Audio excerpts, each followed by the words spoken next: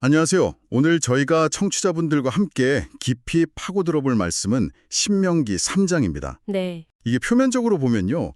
거인 왕과의 전투, 또 땅 분배, 그리고 한 위대한 지도자의 마지막 기도 이런 이야기인데요. 맞습니다.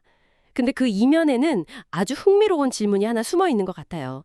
바로 나의 가장 간절한 소망이 하나님의 더 큰 계획과 부딪힐 때 우리는 무엇을 발견하게 되는가 하는 거죠. 아, 중요한 질문이네요. 오늘 매튜 헨리의 주석을 나침반 삼아서 이 깊은 질문의 답을 함께 찾아보겠습니다. 네, 오늘 이야기는 크게 세 가지 장면으로 펼쳐진다고 보시면 돼요. 첫 번째는 자신의 힘을 맹신했던 거인왕 옥의 몰락, 네, 그리고 두 번째는 개인의 안락함보다 공동체의 완성을 먼저 생각해야 했던 지파들의 이야기, 그리고 마지막으로 약속의 땅을 정말 코앞에 두고도 들어갈 수 없었던 모세의 인간적인 고뇌와 그에 대한 하나님의 아주 특별한 응답입니다. 아, 기대가 되네요. 이 세 장면을 관통하는 하나의 시를 쭉 따라가다 보면 아마 청취자분의 삶에도 적용해 볼 만한 중요한 통찰을 얻게 되실 거예요. 좋습니다. 그럼 첫 번째 장면부터 시작해 볼까요? 이스라엘 백성 앞에 나타난 거대한 장벽, 바산왕 옥 이야기요. 이 옥이라는 인물이 정말 보통이 아니었다면서요? 네, 성경에서 굳이 그의 침대 사이즈까지 언급하는 게 전 되게 특이하다고 생각했어요. 맞아요. 그게 아주 중요한 단서거든요. 성경은 옥을 르바임 족속의 남은 자, 그러니까 거인족 속의 마지막 생존자 중 한 명으로 묘사해요. 아, 거인 족속이요? 네. 그리고 그의 철 침대 크기를 알려주죠. 길이가 9규빗, 너비가 4규빗. 네. 1규빗을 요즘 단위로 약 45cm로 환산하면 침대 길이가 4m가 넘고 폭도 1.8m에 달해요. 4m요? 잠깐만요. 4m면 일반적인 자동차 한 대 길이보다도 더 길다는 거잖아요. 그렇죠. 와, 침대가 그 정도면 실제 키는 정말 상상하기 어렵네요. 네. 나무가 아니라 굳이 철로 만들었다는 것도 그의 엄청난 체중을 암시하는 거죠. 그야말로 공포의 대상이었겠어요. 그렇죠. 그 침대는 그냥 단순한 가구가 아니라 그의 힘과 권위를 상징하는 기념물 같은 거였어요. 랍밧 암몬 족속의 성에 전시되어 있었다고 하니까요. 게다가 그는 혼자가 아니었어요. 무려 60개의 견고한 성읍을 다스리는 강력한 군주였죠. 이스라엘 백성이 보기에는 정말 다윗 앞에 골리앗 그 이상이었을 겁니다. 근데 여기서 정말 이해가 안 되는 부분이 있어요. 네, 어떤 부분이시죠? 옥은 바로 이웃나라인 시원 왕이 이스라엘에게 속수무책으로 무너지는 걸 바로 옆에서 지켜봤잖아요. 그렇죠. 다 봤죠. 그런데도 왜 싸움을 걸어왔을까요?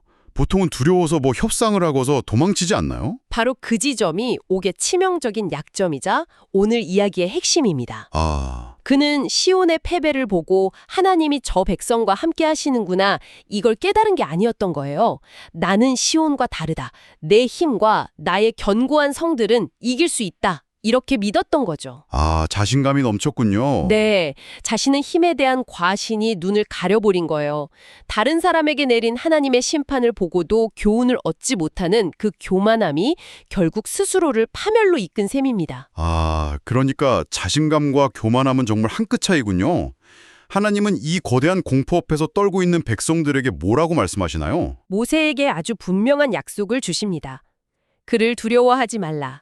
내가 그와 그의 모든 백성과 그의 땅을 내 손에 넘겼으니 너는 헤스본에 거주하던 아모리 족속의 왕 시혼에게 행한 것과 같이 그에게도 행할 것이니라.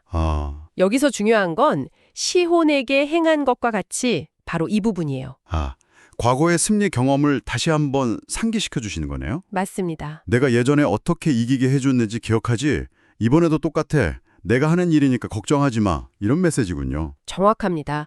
막연한 위로가 아니라 구체적인 증거를 통해서 믿음을 주시는 방식이죠. 네네.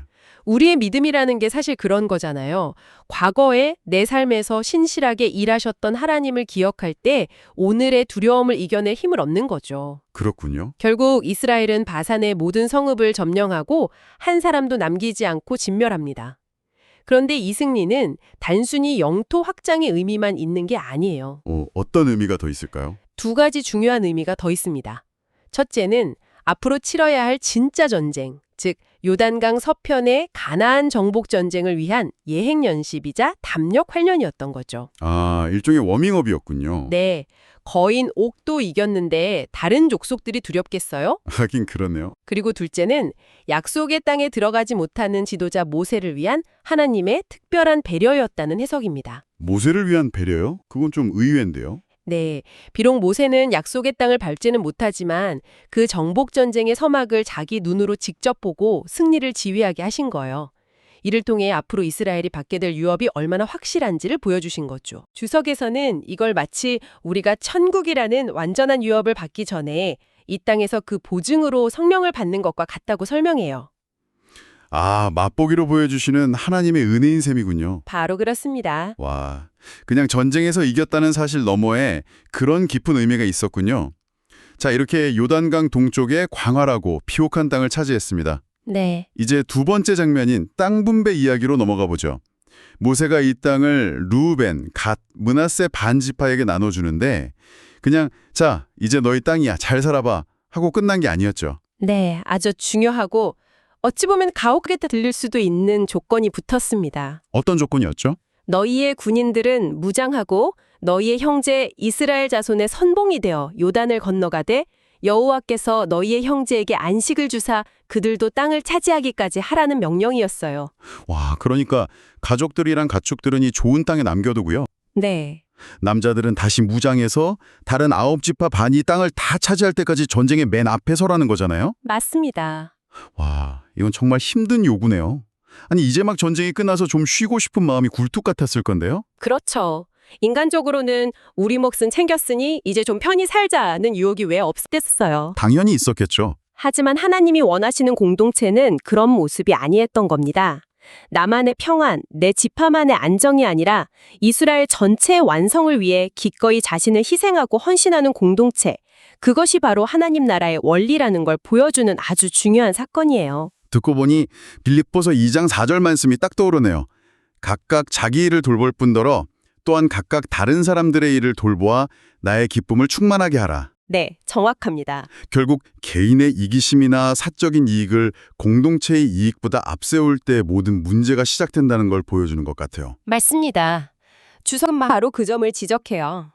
이스라엘 역사를 돌아보면 공동체 전체의 유익보다 자기 지파, 자기 가문의 이익을 먼저 챙기기 시작했을 때 분열과 타락이 찾아왔거든요. 이 말씀은 오늘 우리에게도 똑같이 적용돼요. 내가 좀 편안하고 안정적인 상황에 있을 때 혹시 아직도 광야에서 싸우고 있는 형제자매는 없는지 돌아보고 그들을 위해 내가 할 수 있는 일이 무엇인지 찾아보라는 거죠. 진정한 안식과 기쁨은 나 혼자 누릴 때가 아니라 공동체 전체가 함께 평화를 누리는 것을 볼 때 온다는 깊은 통찰이네요. 그렇죠. 이 지파들이 그 무거운 책임을 받아들였다는 것도 참 대단하고요. 자, 이제 이야기의 클라이막스로 가보죠. 네. 모든 승리와 분배가 끝나고 이제 시선이 모세 개인에게로 아주 깊숙이 들어갑니다. 네, 세 번째 장면입니다.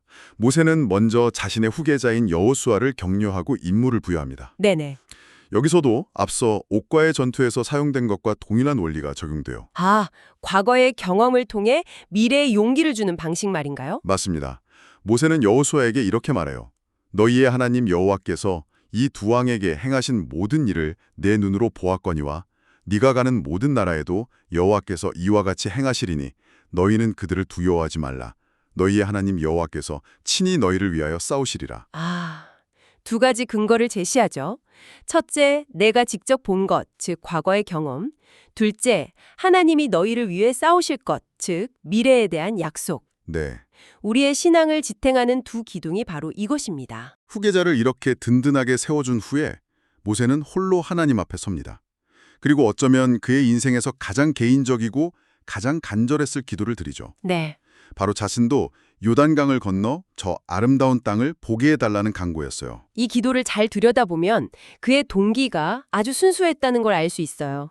그는 권력이나 명예를 더 달라고 기도하지 않았어요. 통치권을 연장해달라는 게 아니었죠. 그렇죠. 단지 하나님께서 이 백성에게 베푸시는 그 선하심을 제 눈으로 직접 보고 싶습니다. 제가 평생 믿고 선포해왔던 그 약속의 땅을 제 발로 밟아보고 싶습니다라는 열망이었어요. 기도 내용에 주께서 주의 크심과 주의 권능을 주의 종에게 나타내시기를 시작하셨사오니 라는 구절이 나오잖아요. 네, 맞아요. 마치 하나님, 이제 겨우 하나님의 위대하심을 맛보기 시작했는데 여기서 멈추지 마시고 더 보여주세요 라고 말하는 어린아이 같은 순수함이 느껴져요. 정말 그렇죠. 40년간 광야에서 그 백성을 이끌며 겪었던 고난을 생각하면 그가 그 결실을 보고 싶어 하는 건 너무나 당연한 인간적인 마음이었을 거예요. 네. 그런데 하나님의 대답은 정말 칼날같이 단호합니다. 그만해도 족하니 이 일로 다시 내게 말하지 말라. 신명기 3장 26절이죠. 와, 정말 처음 읽었을 땐 너무 냉정하게 들렸어요. 그렇죠. 평생을 헌신한 종에게 어떻게 이렇게까지 말씀하실 수 있을까 싶었거든요. 충분히 그렇게 느낄 수 있어요. 그리고 이 응답 안에는 분명히 심판의 의미가 포함되어 있습니다. 과거 모세가 느리바 물가에서 하나님의 거룩함을 드러내지 않았던 죄에 대한 결과죠. 첫 번째 자비는 뭔가요? 첫째, 그만해도 족하다는 말씀 그 자체입니다. 말씀 자체요? 네, 이건 단순히 이제 그만 조용히 해라는 꾸짖음이 아니에요. 여기에는 모세의 들끓린 마음을 하나님의 뜻 안에서 잠잠하게 하고 평안을 주는 신적인 능력이 담겨 있었다는 거예요. 더 이상 이 문제로 애끓지 않고 하나님의 주권을 받아들일 수 있는 은혜를 그 말씀과 함께 부어주셨다는 거죠. 그러니까 거절의 말 속에 그 거절을 받아들일 수 있는 힘까지 함께 주셨다는 거군요. 바로 그겁니다. 정말 놀라운 해석이네요. 두 번째 자비는요? 둘째, 하나님은 그의 기도를 무시하거나 묵살하지 않으셨다는 점입니다. 비록 들어주시진 않았지만 그의 기도를 진지하게 들으시고 그에 대해 직접 응답해 주셨어요. 이것은 그의 종을 인격적으로 존중하고 계시다는 표현입니다. 그러네요. 가장 아픈 게 무시당하는 건데 하나님은 비록 노라고 하셨지만 그의 마음을 외면하지는 않으셨군요. 네. 세 번째는 뭔가요? 세 번째 자비가 아마 가장 극적일 텐데요. 땅을 밟게 해달라는 기도는 거절하셨지만 대신 비스가산 꼭대기에 올라가 동서남북 사방의 땅 전체를 눈으로 볼 수 있는 특권을 주셨습니다. 이건 그를 애타게 하려고 약 올리는 게 절대 아니었어요. 오히려 그 반대였죠. 반대라면요? 한 사람이 걸어서는 평생 다 볼 수도 없는 그 광대한 약속의 땅 전체를 한눈에 보여주심으로써 모세야, 네가 평생 믿고 선포했던 내 약속이 이렇게 온전히 성취되는 것을 보아라 하고 보여주신 거예요. 와, 땅 한 조각을 밟는 만족감과는 비교할 수 없는 하나님의 신실하심 전체를 조망하는 더 큰 만족감을 주시려던 하나님의 배려였다는 겁니다. 그건 정말 생각도 못했네요. 인간은 땅 한 뼘 밟는 것에 집착하지만 하나님은 하늘의 관점으로 약속 전체를 보여주시는군요. 정말 감동적입니다. 네. 마지막 네 번째 자비는 무엇이었나요? 바로 그의 사역을 완벽하게 이어갈 신실한 후계자 여호수아를 세워주시고 그를 통해 하나님의 역사가 계속될 것이라는 확신을 주신 것입니다. 여호수아. 네가 없어도 이 역사는 멈추지 않는다. 내 계획은 반드시 이루어진다는 위로를 주신 거죠. 내 사역의 성공이 나 자신에게 달려있는 것이 아니라 하나님의 손에 달려있음을 깨닫게 하는 것만큼 지도자에게 큰 위로와 안식은 없거든요. 정리해보면 기도에 대한 하나님의 거절은 단순한 거절이 아니라 심판의 공의와 함께 마음의 평안, 인격적인 존중, 더 높은 차원의 만족, 그리고 사역의 계승을 통한 위로라는 네 겹의 자비로 포장된 응답이었군요. 그렇습니다. 정말 깊이나 다르죠. 네. 오늘 우리가 신명기 3장을 통해 살펴본 이야기들을 관통하는 하나의 흐름이 바로 여기에 있습니다. 자신의 힘과 견고한 성을 믿었던 거인 왕 옥은 패망했고 먼저 얻은 땅에 안주하고 싶었던 두 지파반은 공동체 전체를 위해 자신을 내어줘야 했으며 평생의 소원이었던 약속의 땅을 밟고 싶었던 모세는 자신의 가장 간절한 소망을 하나님의 덧둔 계획 앞에 내려놓아야만 했습니다. 결국 인간의 계획과 열망이 하나님의 주권과 만나는 지점에서 진짜 신앙의 이야기가 시작되는 것 같네요. 네. 흥미로운 건 그 과정이 인간에게는 상실이나 거절처럼 보일지라도 하나님은 늘 그 너머에 있는 더 좋은 것, 더 높은 차원의 만족을 예비해 두신다는 점입니다. 그렇죠. 모세에게 비스가산 꼭대기의 풍경을 보여주셨던 것처럼요. 그렇습니다. 그것이 바로 우리가 믿는 하나님의 방식이죠. 우리의 시야를 넘어서 일하시는 분이니까요. 오늘 이 이야기를 마무리하면서 청취자분께 이런 질문을 하나 남겨드리고 싶습니다. 네. 내 삶에서 이것만큼은 꼭 이루어져야 한다고 믿는 가장 선하고 간절한 기도가 있을 겁니다. 그런데 만약 그 기도에 대해 하나님이 모세에게처럼 아니라고, 그만하면 족하다라고 대답하신다면 우리는 그 차가운 거절 속에 숨겨진 자비를 발견하고 대신 우리를 이끌어 올리시는 산 꼭대기에서 보여주시는 새로운 풍경에 만족할 수 있을까요? 한번 깊이 생각해 보시면 좋겠습니다.